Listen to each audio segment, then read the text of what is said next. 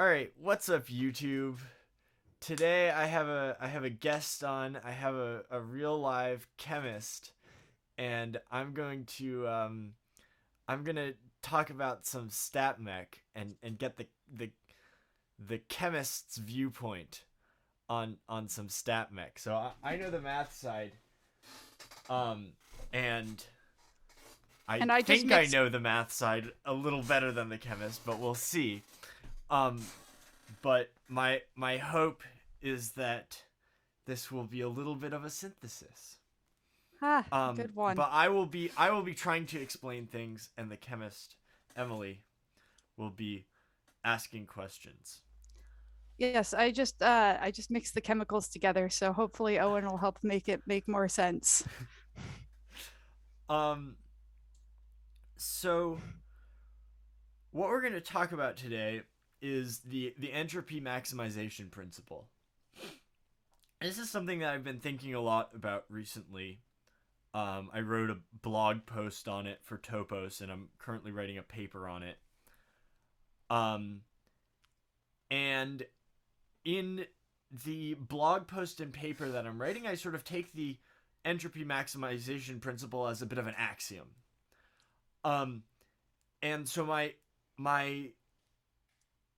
my idea here is that I want to explain a little bit about where the entropy maximization principle comes from, and why, and not so much give a derivation of it, because it's a principle, it's a physical principle, but sort of come to understand a little bit about where it comes from, and why it's useful, and why it is frequently the right assumption to make in physical systems. So we're going to start with Boltzmann entropy, which should be familiar. You're familiar with Boltzmann entropy, Emily? Yes. Okay. So Boltzmann entropy. And people typically talk about Boltzmann entropy in terms of macrostates and microstates. Um, but the idea of macrostates and microstates has always been a little bit confusing to me. And so I like to think about it in a slightly different way. Um, I like to think about it as we have a set X of states, we have a set Y of observations that we can make, and then we have a relationship. This arrow with the dash is the mathematical sign for a relationship um, between these. So we say that R X Y is true. Like this is like a proposition, is true if the observation Y is compatible with the state X. So note that an observation could be compatible with zero or multiple states. Uh, a state could be compatible with multiple observations. So it's not a cause and effect, it's just saying that it's compatible. Yeah, It it's doesn't, it's not like saying because you have X state, you have Y observation, or because you see Y observation, that means you have to have X. yeah, it's like you're testing whether or not, like, you observe Y, and there can be, if you like test for a different Y, you might also get that Y. If and there may be many states in which you observe a specific Y. And um the Boltzmann entropy of observing a specific Y is KB, the Boltzmann constant, times log of the number of X in X, states X. If any of this notation is unfamiliar, Yeah, I that's normally see that written as like KB natural log W. So, or oh yeah. Um so let's actually let's move this over and say first of all S. What are we defining? S bolts of Y equals KB. Yeah. So this thing that we're gonna write here is gonna be what um W is normally. W is normally number of microstates, Yeah. right? So So the whole thing you're writing out is just a weird math way of saying number of microstates. yeah, this is saying the number of X, the number of states X, such that X is compatible with Y.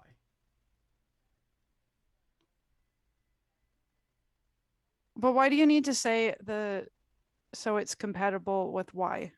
Well, because we're looking at the Boltzmann entropy of the observation Y. Entropy of the observation Y. I'm not really sure what you mean by that. Well, I'm defining it.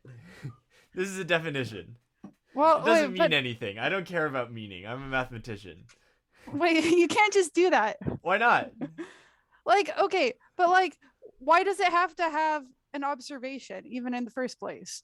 Well, this is how I'm setting it up. But like, isn't isn't I'm not really sure what I'm asking, but like it just seems like you don't need the observation. You could just say if there's this many microstates, then you get this amount of entropy. Well, so here's the thing. In statistical mechanics is in my view, statistical mechanics is a theory of coarse graining. It's a theory of what happens at the macro scale when we aren't sure about what's happening at the micro scale. And sort of the basic assumption here is that we're making measurements, but these measurements are not capturing the whole system But you state. can't even measure entropy, right? Like Well, you can only really calculate it. you can't measure entropy, but you can measure Y, for instance. Like for instance, say Y is a specific energy level. But like, what do you mean by energy level? Like, you can't just like if you're measuring kinetic energy, then that's also related to temperature, Sure. which is Let's say you're measuring total kinetic energy of a gas. Then there are many states of the gas that are compatible with that total kinetic energy. but how are you measuring the kinetic energy? Because that's normally like temperature, but like temperature is the average Well, kinetic energy, I'm but then that's I'm a temperature and not mathematician. entropy. I don't have to measure it physically. I can just say it's at this it's at this it's at this energy. I I don't like that. All right. Well, roll with me, okay? All right, sure. This is a Gedanken experiment, a thought experiment. All right. Um, but it's interesting that was so okay. It's interesting that was your question. What I was thinking might be your question would be why KB and why log. Well, so my understanding for KB is that in order like you can't just say microstates equal the energy. That doesn't really make sense because entropy's got units of uh joules per Kelvin, right? So where do you get the joules from would be the like how do you translate number of microstates to something that's energy per temperature? So the KB is the translation for that. As far as like why it translates, that's like a little bit more awkward, I suppose. Yeah, I mean the thing is the thing that is very suspect to me about KB is that typically when you do statistical mechanics for specifically like the ideal gas, the number of microstates corresponds to how you slice up the position, like this is, we're assuming that this is like a natural number, and that this number depends on how you discretize your problem. If you discretize your problem finer, then this number will have changed, even though the fundamentals of the situation. Yeah, that's like another thing that's like weird about it. Oh, that's a very good point. Yeah. So we're gonna say for now that, okay, it's important that this constant exists, but maybe the precise value of this constant is a little weird. Um and yeah, and that's all we're gonna say for now. The Boltzmann What? constant is related to the ideal gas constant, or Okay, sorry, to the gas constant, right? maybe. Yeah, I don't know the physics or the chemistry of it. I think if you, But it's like, anyway, this is just, sorry. I'm just bringing this up because later on we're gonna have a system where we have a different thing here. Okay. Now log is why do we have log here? Is that when you're writing log, do you mean natural log? Like Yeah, I know natural log. sometimes, yeah, mathematicians sometimes don't write ln. They're just like everything's natural Yeah, log. everything's And they, natural log. Yeah. um, Hey Emily, what yeah. did Euler find in the toilet? What? Oh no. All right, go on. Why do we have a log here? It's a good question. Mm,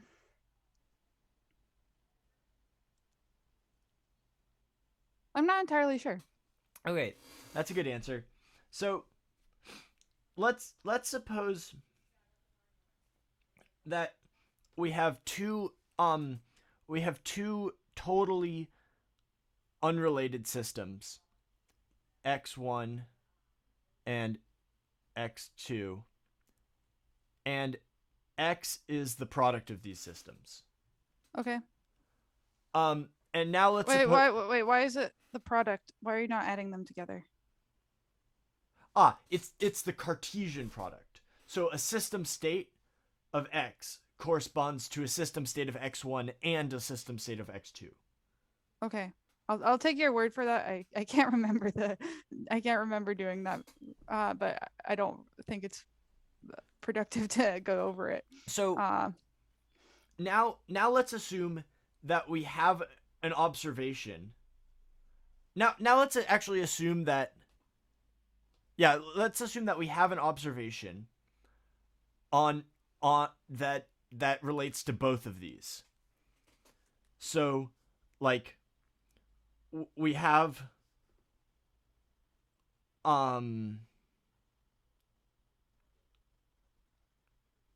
we have some relationship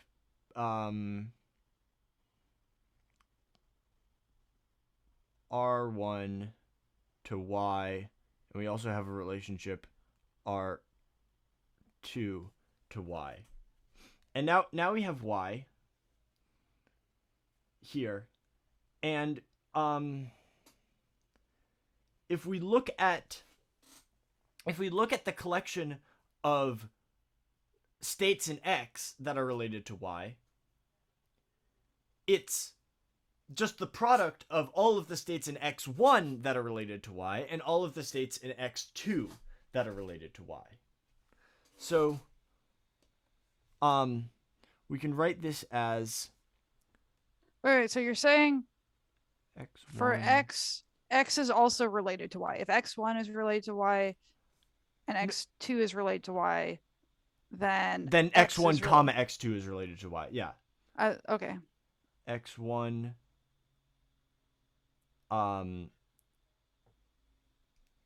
we're going to say r x1 y r x2 y.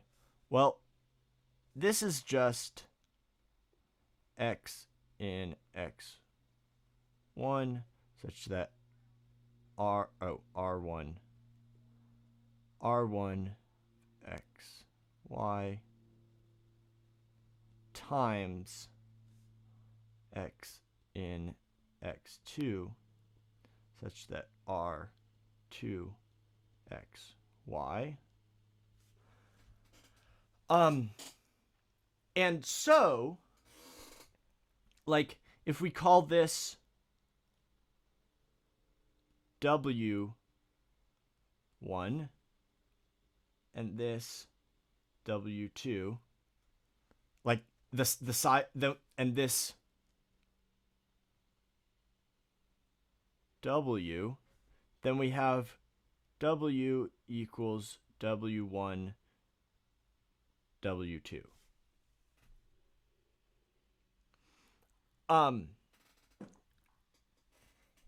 And so now if we go back to the logarithm, we have s of y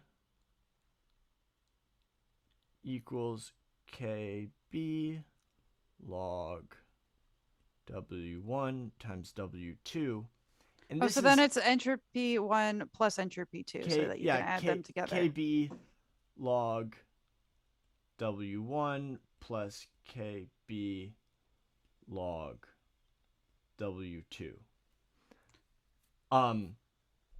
So equals, let's say, s1 of y plus s2 of y.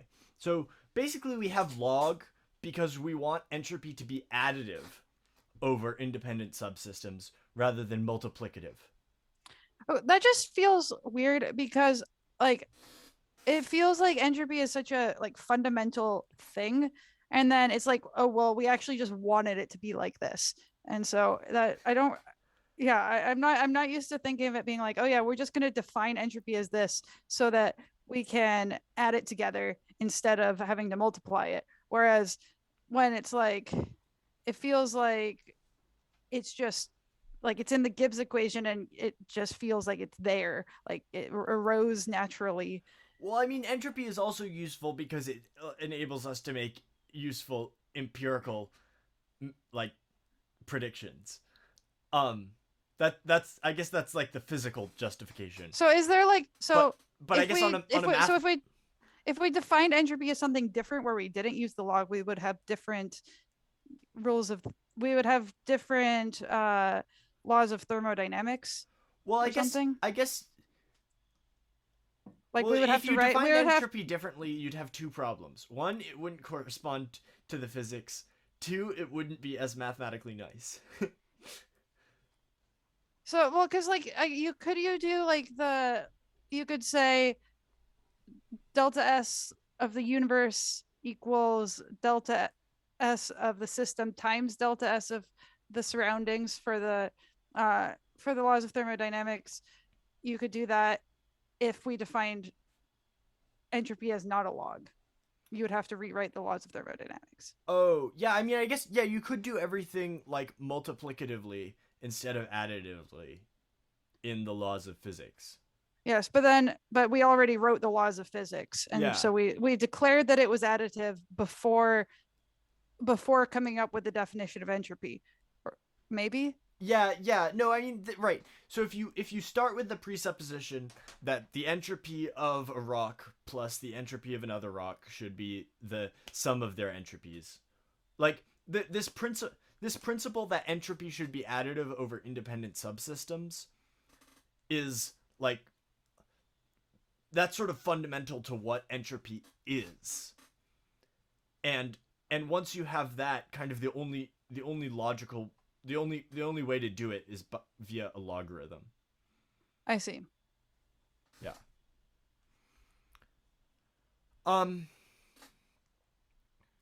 So now we're going to talk about a very specific system.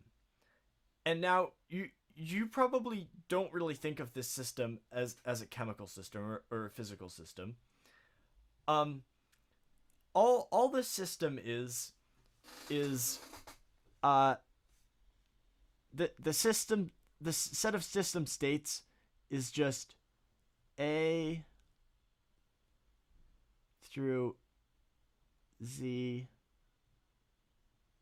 to the n. So it's What? lengths of letter. It's like strings of letters that like an n length string of letters. So like A, Q, F, B, R, S, E, whatever. That's of length n. That's our system state. Okay, so a string of letters of n length, Yeah. not like n amounts, is what the n is implying. Yeah, yeah. It's not like n, n length. it's not acting as a exponent. It's just saying it's of n length. Yeah, well, so actually, like, this set is like, the reason why we have this n here is because this is really like a z times a z times a z. And that just adds something to the string. Times. Right? Because it's like a string of length n is like a tuple of length n. Okay, it's been a while since I took CS. a tuple is that the one that's an integer or not an integer? No, okay. Forget I said tuple. I remember a tuple. A tuple is the one where it can go on with like a lot of decimal places instead of just like no decimal places. No. Never mind. But this notation is like similar to like we say like R4. Like this is like the set of like X, Y, Z, W such that X in R, Y in R, Z in R. And the little E is exists in? Yeah. Exists in the set of R. Yeah. So like, yeah, does this make sense? Or like, you know, the plane is R2. Like two coordinates. Mm-hmm. Okay, yeah, no, So that makes sense when you say it that way. You can think of this as like the space of n-dimensional vectors where your scalars are letters. Okay. Anyways, so that's our underlying system. And what we observe from this system is the relative frequency, the frequency of each letter. So like we're gonna have like we're gonna observe a vector p. P is in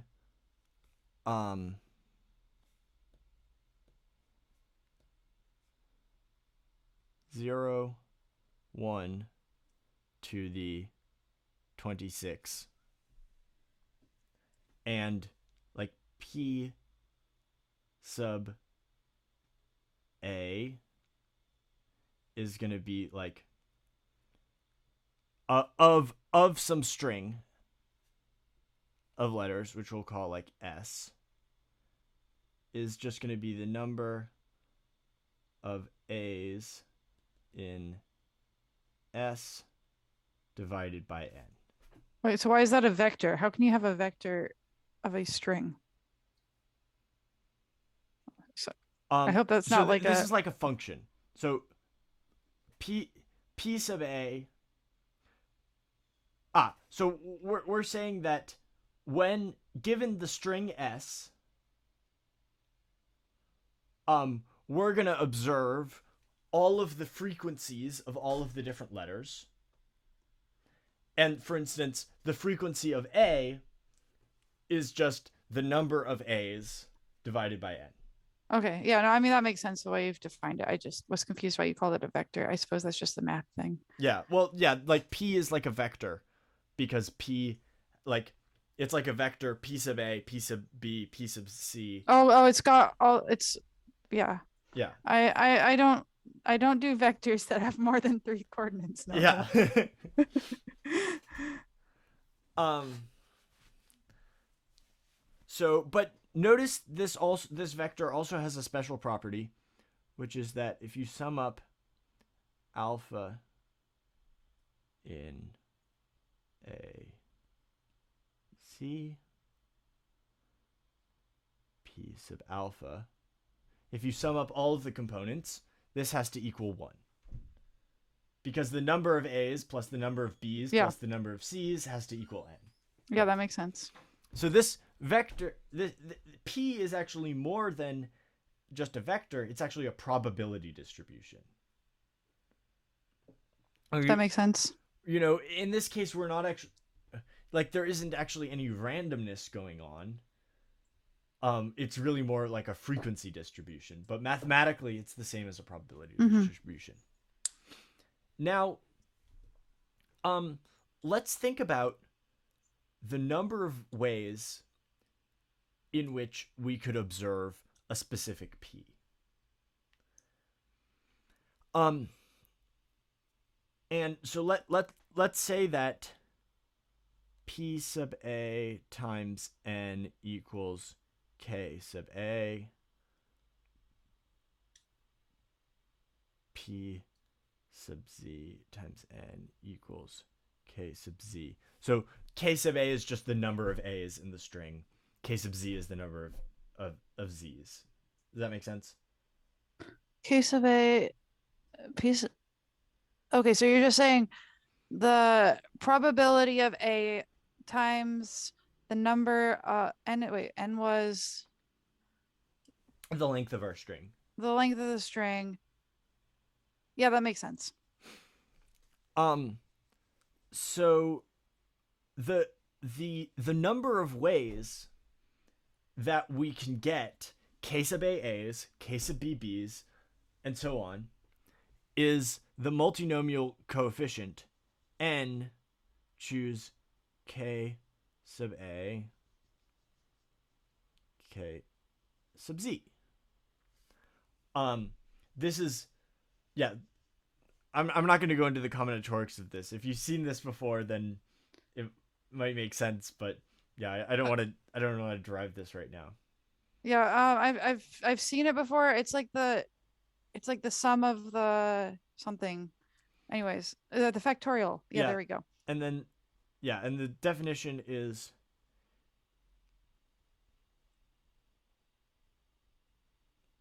n factorial over k sub A factorial times k sub B factorial, and so on. Yeah, I've seen that before, and I also know where it comes from, so you don't have to. Okay, cool.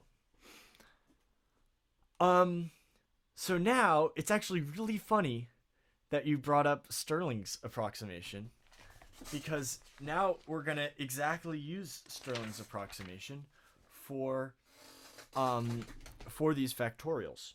So I don't think I actually brought it up in the video. I said at the beginning I was reviewing some of the math that you might bring up, and that was one of them. But yes. Well, anyway, I for one do not know Stirling's approximation off the top of my head, so I'm gonna write it down here. So Stirling's approximation is 1 is less than or equal to k factorial divided by k to the k e to the negative k square root 2 pi k plus 1.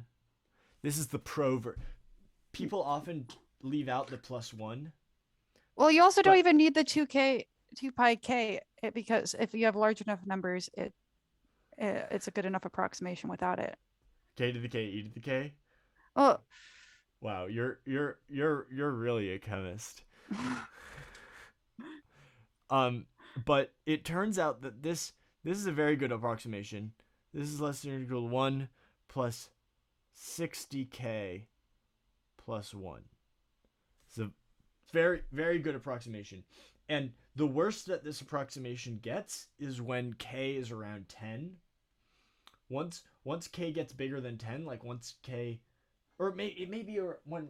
No, I think the worst it gets is when k is around like 2 or something. But like once k gets bigger, it's a very good approximation. Mm-hmm.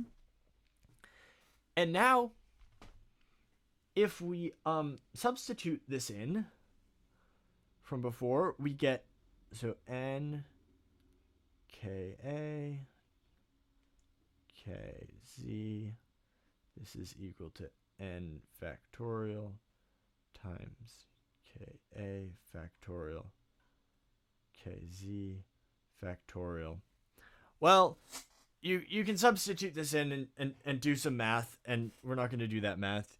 Um, Basically, what it simplifies out to is the product a in to z of k sub alpha divided by n to the negative. And I'm going to write this in kind of a funny way. It would simplify, but I'm going to write this in a funny way for the sake of the next derivation, times extra. Yeah, and yeah, that this extra is, yeah, where Is it a constant? no, it's not a constant. It's actually like a pretty big extra. It's polynomial in n, I think. Um so I'll just take your word that this is like a good way to represent it. yeah, basically like this is the important this part is the important part though. Mm-hmm. Um and now we can rewrite this. Well, we can rewrite this as pi alpha in a c of e to the log k alpha over n times negative n k alpha over n, because k Okay, alpha wait. over So n. you take the log of the whole thing, but then you also take it e to the power of, which negates the log. But then when you do that, it puts the stuff in front in the exponent, and that's why you're doing that. Yeah. Okay. Yeah, so basically now everything is in the exponent. And now using the laws of exponents, we can just say that this is e to the negative n sum alpha in a c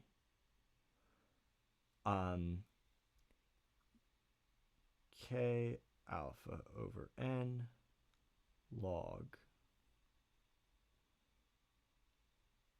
k alpha over n. Now, this may or may not look very familiar. Does this look familiar to you? If I say no, is that a better reflection on myself? No. um. Well, what if it's probably gonna be obvious when you rewrite what it. if I rewrite this as some alpha?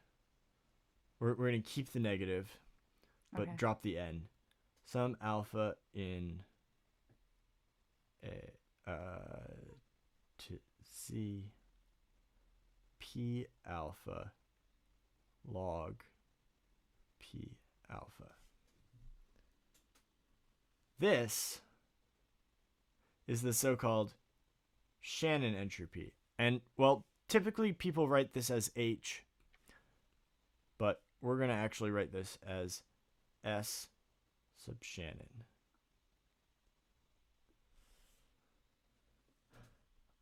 Have you heard of Shannon entropy? I haven't, but notation looks familiar when calculating entropies of mixing. Oh, okay, interesting. Yeah, that would make sense. I feel like. Anyway, Shannon entropy is kind of a big deal. It shows up everywhere. Um, it when specifically when you're talking about probabilities.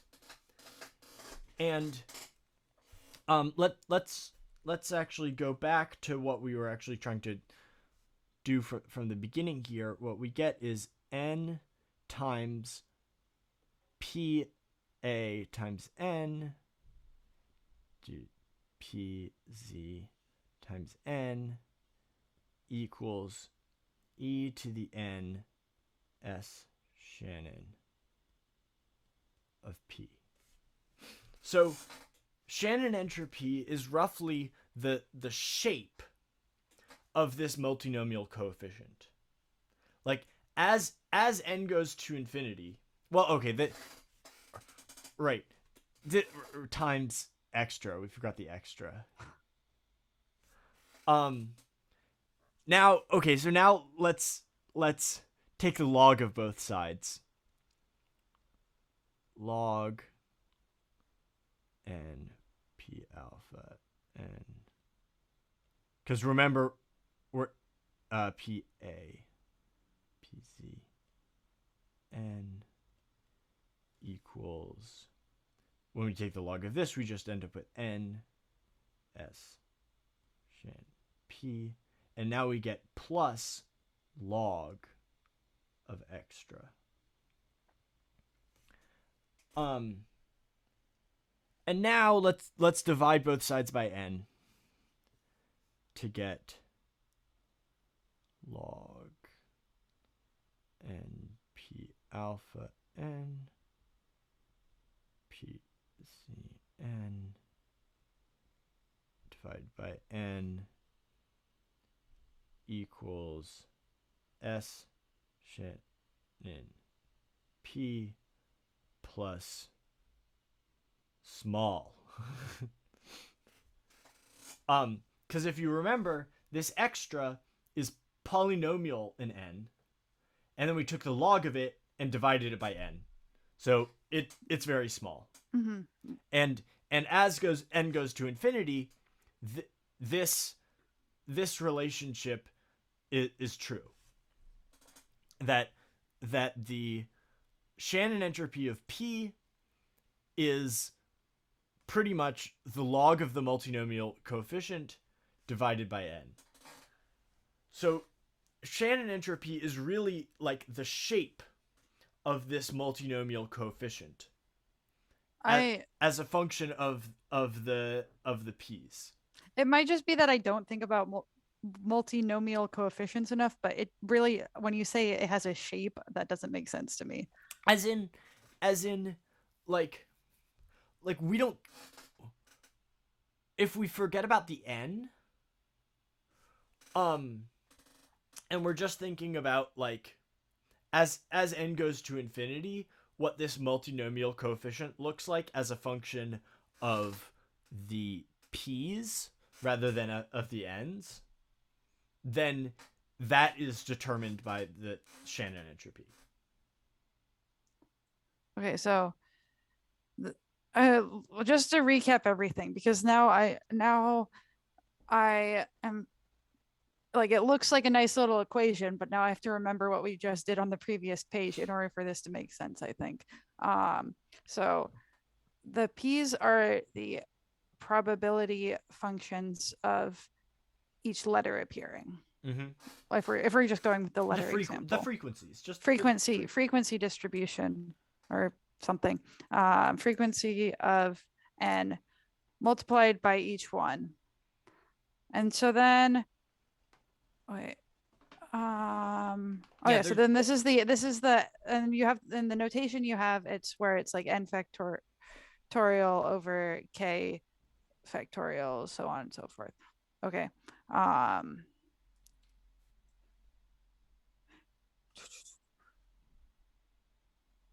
and k is the number of times that n appears. because that's the because Ka equals Pa times N. Yeah. Um, which is why you have it in this notation here. So it's N factorial over Ka factorial times Kb factorial times Kc factorial, etc. And so that is maximized when everything is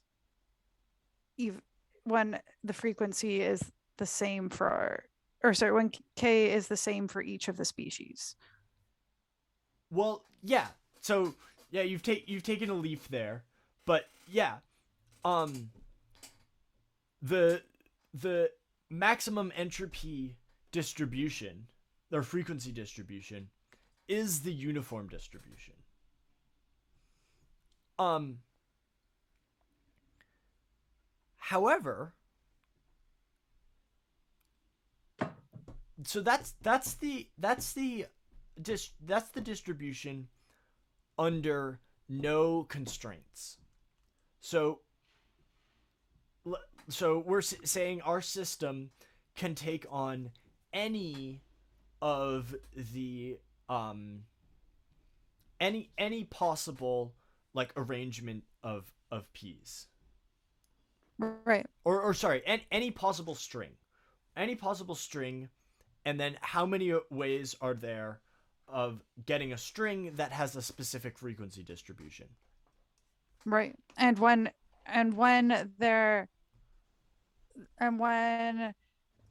it is evenly distributed, the odds of having that distribution are much higher than the odds of having a one where they're not evenly distributed. Yeah. Um. Oh.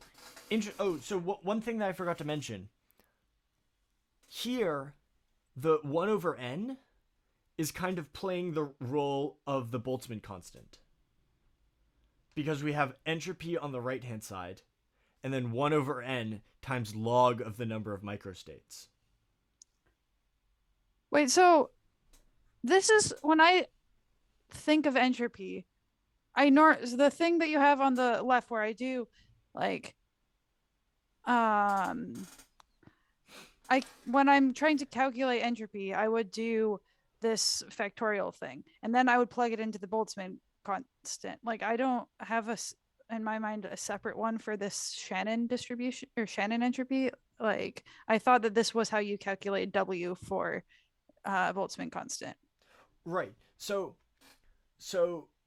the the thing that I'm trying to get across here is that Shannon entropy is Boltzmann entropy for Right. a specific microstate macrostate, where the microstates are strings of like strings of outcomes or strings of letters, and then the macrostate is the frequency distribution of those letters. But like I don't. Why is this separate from Boltzmann? Uh, Well, the answer is that it's not, but like frequently we want to like it's like a coarse graining thing. Um, we we want we're sort of coarse graining this system model where our system states are strings to a system model where our system states are actually probability distributions. System states are probability distributions, but this is a probability. Well, I guess this is more like the frequency. If you're using a frequency distribution, then you call that the Shannon entropy. And if you're using like um, and if you're using a probability distribution, then you're doing Boltzmann entropy. No, it's more like you could do everything with Boltzmann entropy. Um, and then coarse grain directly from Boltzmann entropy. But sort of as an intermediate step, you could coarse grain from Boltzmann entropy to Shannon entropy, and your system states change from strings to frequency distributions. And then do a further analysis. So like Shannon entropy is like a convenient step on the way to I further just feel like analyses. Shannon entropy is like a way to understand entropy, I guess, but it's not what I don't know. It's like the same thing in my mind, but It's not it's not fundamental. like everything is no, I mean more like I try to think of everything like very fundamental. Like, okay, what's the like lowest we can take it, and then like let's imagine this. Like when if I'm teaching entropy, I normally say like let's just imagine the frequency distributions of uh if we have students sitting on the left side versus the right side, and how many are there of each. And it's kind of like this where I'm just literally calculating the odds of each arrangement happening. And so that's how I teach general entropy is like I say, okay, let's now scale this up to atoms, like if we have a mole of molecules in a box. And so I don't really have a distinction between like this example with letters or whatever and the large scale entropy. Well, I guess that the difference is that like um when you're talking about okay, so let's take that student example. You can think of if you arrange your students by student number and then have each of their students be like which side of the room they're on, then you have a string of binary digits, Mm-hmm. right? And then from that string of binary digits, you can observe the frequency of being on the left side of the room versus the frequency of being on the right side of the room. Yeah. And then you get two numbers. You get the frequency of left side, frequency of right side. That becomes a frequency distribution. And you and a good approximation, instead of doing all of that combinatorics, is just say, well, the entropy of this distribution of students is the number of students times the Shannon entropy of the frequency distribution. Times but the Shannon, you're saying that the Shannon entropy is the combinatorics. Like you're saying like Yeah. S sub sh of p equals the log of the n factorial over k a factorial k b factorial, etc. um like I you would have to calculate that no matter what. No, because this is the Shannon entropy. There's a Oh, so okay, so where it's like the thing that you would actually want to do is do I see. So that's where you're tying it to. You could say you could do this calculation instead of doing the combinatorics. right. Instead of doing the combinatorics, you can just like the combinatorics for like large N and large K. It's like a massive number, but this is like a really good Okay, and easy to work with. I didn't realize you were plugging that thing at the top into the thing at the bottom and saying this is the alternative. It felt more like Yes. you were deriving the thing at the bottom, and that's what we were trying to get to. Okay, now this makes more sense of why you're saying it. Why we have a special notation for the Shannon entropy. Yeah. I'm sorry for that entire debate of No, that's what the questionnaire is all about. So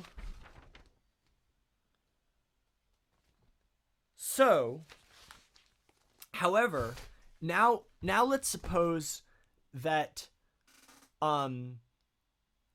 we observe we know that something about the system is true. Like for instance, we know that on average there's like more vowels than consonants, right? Let's say on average we know that that the proportion of vowels is half of the string is vowels, half of the string is consonant. Um, so now the uniform distribution does not apply anymore Because you set a constraint. because we've set a constraint. Now, what would your sort of like guess about what the maximum entropy constraint would be if half is vowels, half is consonants? It would still be that an even distribution of vowels and an even distribution of consonants would maximize the entropy. Yeah. Um. Now, let's suppose that we assign each letter a energy.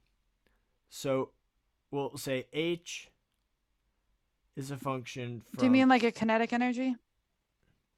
just an energy. You can't just say energy like that. I It does. It has to have a physical meaning. That's just also why students get so confused in chemistry, is because you'll talk about energy, or they'll just like talk about energy and they'll have no idea what they're even referring to. There's multiple types of energy, and like you can't visualize the system if you don't know All right, what the fine. actual. Instead of energy, this is going to be magicness.